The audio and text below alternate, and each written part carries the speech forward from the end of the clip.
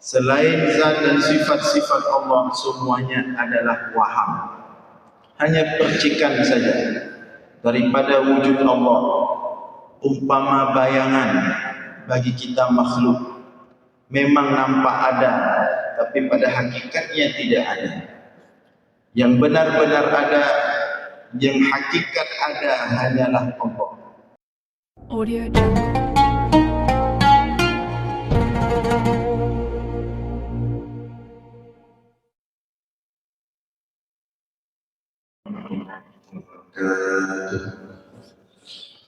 الحمد لله الواحد الأحد الفرد الصمد الذي لم يلد ولم يولد ولم يكن له كفوا أحد والذي ليس كمثله شيء وهو السميع البصير.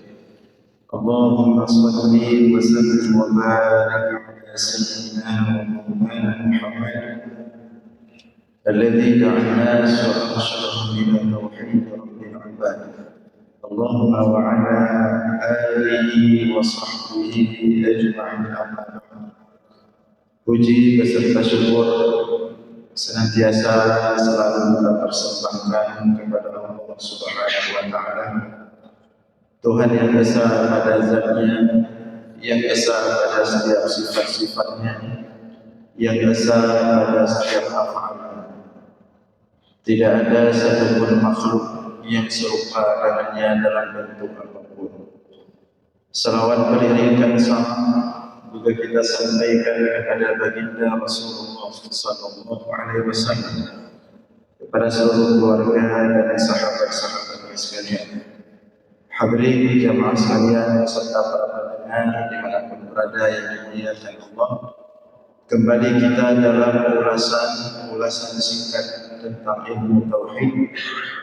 Pada subuh yang berbahagia ini kita lanjutkan membaca hikmah Ibnu Athaillah As-Sakandari dalam kitabnya Al-Hikam. Pada subuh ini kita akan membaca hikmah yang ke-38. Qala al-musannif wa syarih rahimahullah, la tarfa'anna ila ghairihi hajatan huwa muriduha 'alaika فكيف يرفع إلى غيره ما كان هو له واضعا من لا يستطيع أن يرفع حاجة عن نفسه فكيف يستطيع أن يكون لها عن غيره رافعا لا ترفعن إلى غيره حاجة huwa muriduha 'alaika. Janganlah engkau mengadu kepada selainnya Allah akan hajat, akan kebutuhan.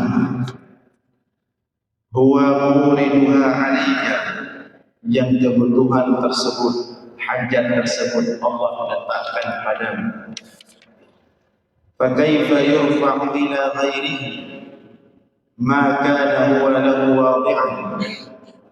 Bagaimana bisa diadukan kepada selainnya Allah akan sesuatu yang diletakkan oleh Allah.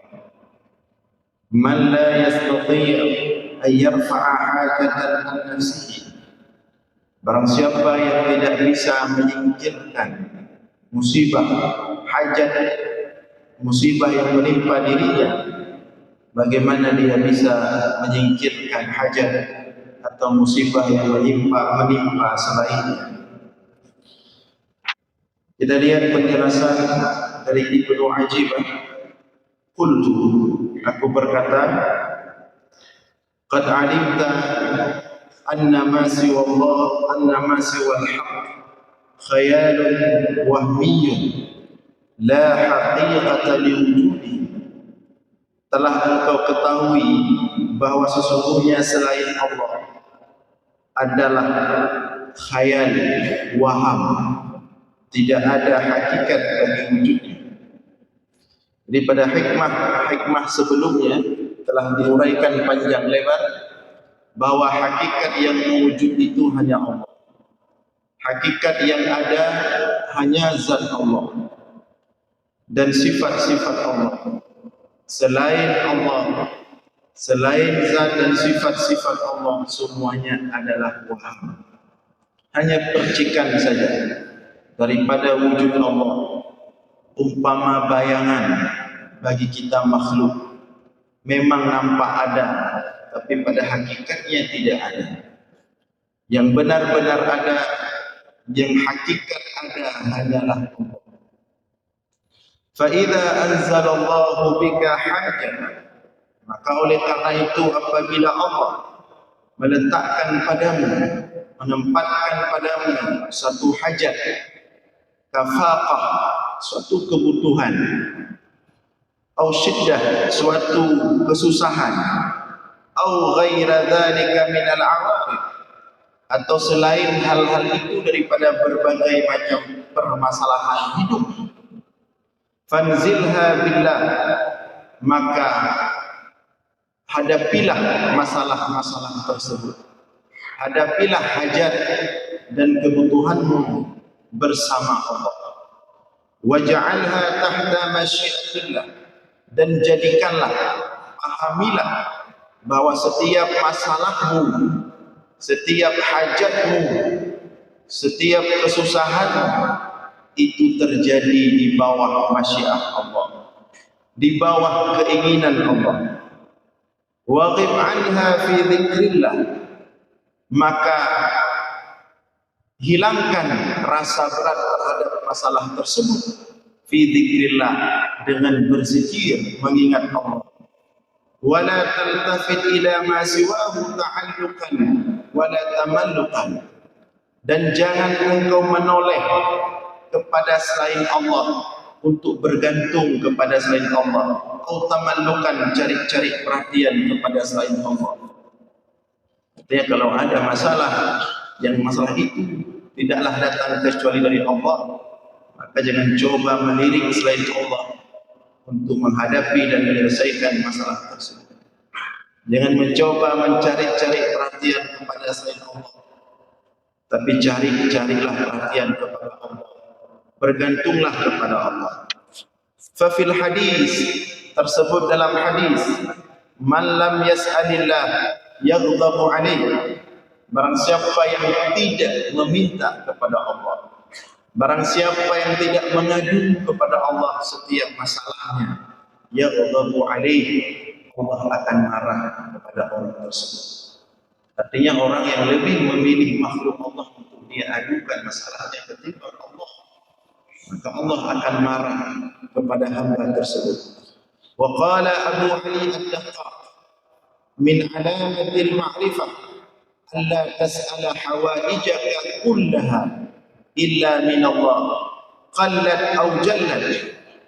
Berkata Abu Ali ad-Daqqaq, di antara tanda ma'rifah seseorang kepada Allah, bahwa engkau, di antara ma'rifah kepada Allah, makna ma'rifah kepada Allah, bahwa engkau tidak meminta seluruh hajatmu illa minallah, kecuali dari Allah.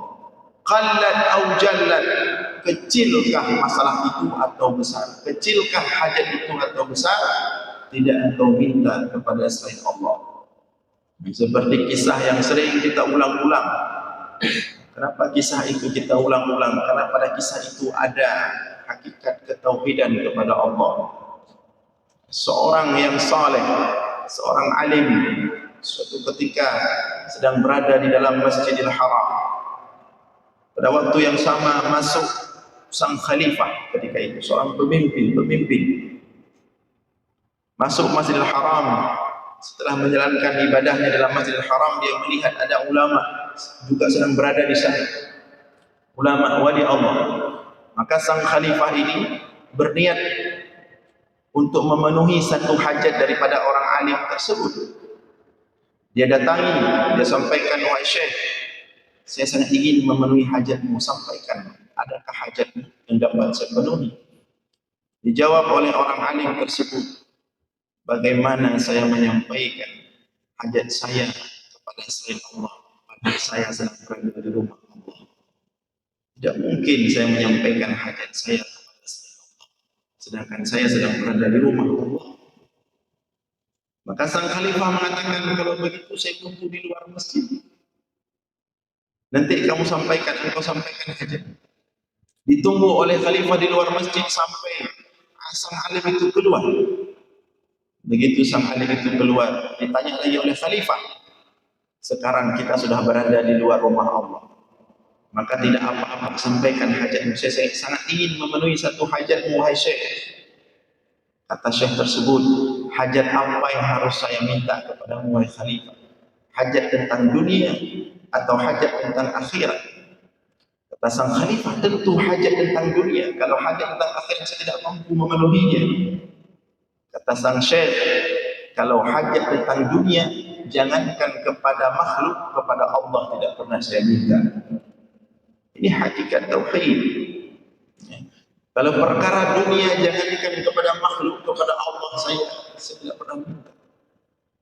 Sekarang saya butuh hajat akhirat. Mampukah kamu penuhi hajat akhirat saya? Maka tentu siapapun kita tidak mampu memenuhi hajat akhirat makhluk. Artinya di sini sang Syekh mengajarkan kepada kita untuk tidak menyampaikan hajat apapun kepada selain Allah. Sesungguhnya Rasulullah SAW setiap ada persoalan, setiap ada masalah, setiap ada kebutuhan, beliau menyampaikannya kepada Allah melalui semua. Mudah-mudahan ada manfaat. InsyaAllah kita lanjutkan sumber Jumat yang akan datang. Aqulu qawli hadza wa astaghfirullah li wa lakum. Wassalamu alaikum warahmatullahi wabarakatuh.